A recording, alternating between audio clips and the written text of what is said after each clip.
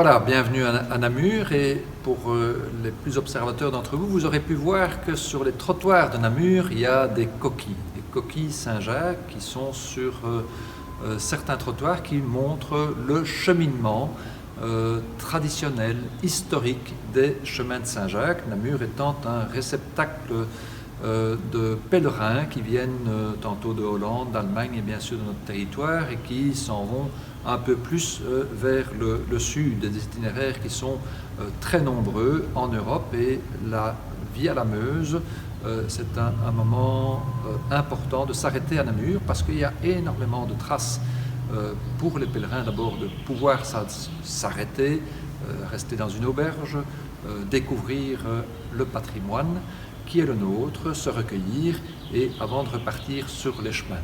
Alors, les objectifs des pèlerinages de Saint-Jacques qui viennent du Moyen-Âge et qui ont encore une trace aujourd'hui, ils sont nombreux. Aujourd'hui, beaucoup de pèlerins partent avec un objectif d'introspection ou au contraire de rencontre avec les uns et les autres à travers l'Europe, d'autres parfois avec un objectif religieux très respectable.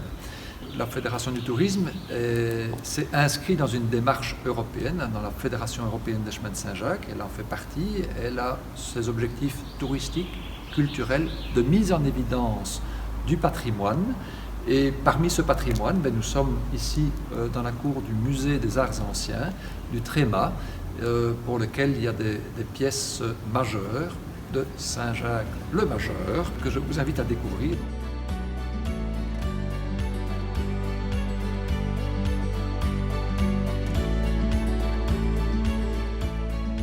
Vous voici maintenant au premier étage du musée, dans la salle qui est consacrée aux sculptures de la fin du Moyen-Âge et de la Renaissance.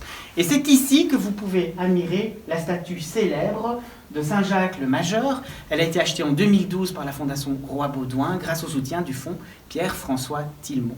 Cette statue de Saint-Jacques le Majeur, elle est attribuée au maître de Waha, qui est un artiste qui a œuvré dans la région de Marche-en-Famenne et qui est vraiment caractéristique du style gothique tardif. À côté de cette statue, nous avons d'autres œuvres dans le musée, et notamment le célèbre retable de Bellevaux. La statue de Saint-Jacques, elle est polychrome et elle a été exécutée aux alentours de 1520-1530. Je vous invite maintenant à la découvrir de plus près. Comme c'est fréquent, à partir du XVIe siècle, Saint-Jacques est ici représenté en mettant l'accent sur plusieurs rôles qu'il peut remplir aux yeux des fidèles. Il est à la fois le protecteur des pèlerins, mais aussi l'apôtre qui répand l'évangile. En premier lieu, le saint patron des pèlerins est tout d'abord revêtu d'une pèlerine, un manteau nécessaire pour se protéger du soleil et des intempéries. Il est aussi coiffé d'un chapeau à bords relevés, orné d'objets devenus les emblèmes du pèlerinage à Compostelle. On voit ainsi apparaître la célèbre coquille que les pèlerins ramassaient sur les plages de Galice et qu'ils avaient coutume de coudre sur leurs pèlerines à leur retour. Et puis la calebasse faisant office de gourde, mais aussi 2 bâtons de pèlerins formant la croix du Christ. L'un des bâtons, appelé bourdon, symbolise l'aide pour la marche vers l'espérance, alors que l'autre incarne le soutien spirituel de la foi, nécessaire pour vaincre les nombreuses embûches et les diverses tentations semées sur la route par le diable. Notre statue tenait d'ailleurs à l'origine son bourdon de marche dans la main gauche, alors que sa gourde pendait par une corde sur le côté droit. Une vaste besace, appelée parfois mallette à pèlerin, complète la tenue du saint voyageur sur le côté gauche. Son poids est en quelque sorte proportionnel à la persévérance et à l'effort quotidien déployé. Autour de son cou, enfin, le saint arbore un chapelet dénommé paternôtre. Cette cordelette, fermée en forme de collier, comporte un grand nombre de perles en forme de boule, destinées à guider le décompte des prières du pèlerin. En second lieu, maintenant, Saint-Jacques est aussi représenté comme un apôtre évangélisateur. Le livre qui est placé sous le bras droit symbolise ainsi la bonne nouvelle que ce disciple du Christ eut constamment à cœur de transmettre. Saint-Jacques chemine ici pieds nus, c'est certes le signe d'une vie austère, mais c'est surtout le rappel de la confiance en Dieu et en sa parole qu'a jadis manifesté le saint, ainsi qu'un encouragement pour chaque pèlerin à aller nu-pieds sur un chemin temporel et spirituel pourtant réputé difficile. L'acquisition de la statue s'inscrit dans une démarche particulière du musée, être une étape officielle sur le chemin de Saint-Jacques. Aujourd'hui, de nombreux pèlerins visitent le musée pour découvrir la statue, mais également le pied reliquaire de Saint-Jacques. Cette pièce d'orfèvrerie fait partie du Trésor d'Osny, l'une des 7 merveilles de Belgique, léguée à la Fondation Roi Baudouin en 2010.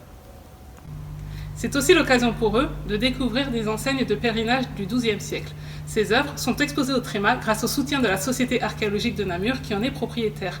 Ce sont de petits objets artisanaux qui revêtaient une importance toute particulière. Autrefois, les fidèles les acquéraient auprès des lieux de pèlerinage, les cousaient sur leurs vêtements en guise de protection. Ensuite, de retour chez eux, ils les gardaient comme souvenirs et objets de dévotion. Aujourd'hui, les pèlerins et marcheurs voyagent avec leurs crédentials. Ce sont de petits carnets individuels qu'ils présentent tout au long de leur cheminement afin de recevoir le cachet attestant de leur passage sur un lieu de pèlerinage. Étant une halte sur le chemin de Saint-Jacques-de-Compostelle, le musée des Arts Anciens a son propre cachet. La province de Namur et son équipe aura le plaisir d'accueillir tous les pèlerins et marcheurs à la fin du confinement. Alors n'hésitez pas à venir au musée ou à vous promener dans les rues des 14 communes namuroises-jacquères en quête de ces coquilles pour découvrir les richesses culturelles et naturelles de notre belle région.